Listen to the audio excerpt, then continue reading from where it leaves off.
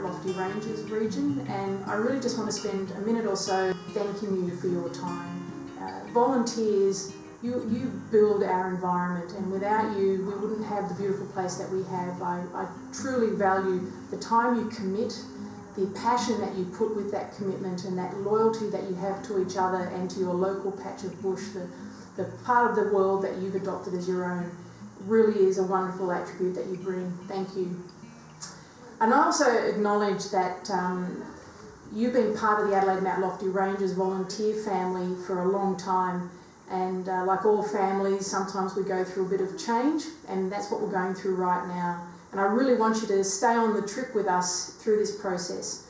Part of the government's reform is seeing the natural resource management boards turned into landscape boards. Depending on where your volunteering happens, you might end up working in a more metropolitan-focused Green Adelaide space where you'll be supported by them. Or if you're in that Hills and Flurio area, it'll be that cohort of the board that you'll be working with. Or if you're a volunteer in the Northern Districts, it'll be part of the Northern and York Landscape Board.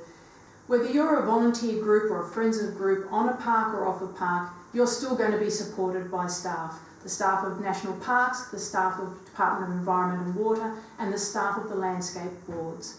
So you're not going to be neglected. What we need you to do is keep working within the areas that you love and you care for, and we will work with you in those spaces. The grassroots grants are going to be one of the ways that you can do that. And that funding will be not dissimilar to what you've been accessing over the years through the Adelaide Mount Lofty Ranges region.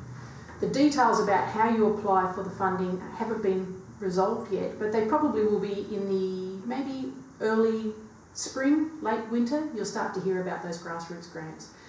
Apply for them. They're aimed at helping the community, helping volunteer groups to continue looking after the environment. When the landscape boards form in July this year, 2020, one of the first things they want to do is start consulting with the community around what is the 5-year plan for the region. What are the priorities around being back to basic? What are the soil health issues? What are the water resource issues? What are the pest, plant and animal control issues? What's the biodiversity issues?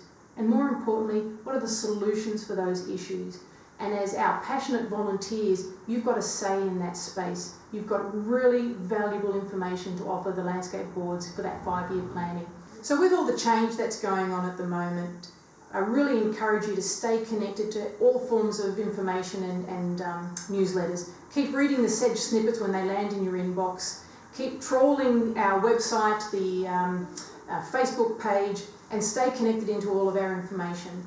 We will keep you up to date. The change that's happening for supporting volunteers isn't going to change completely, but it is going to change.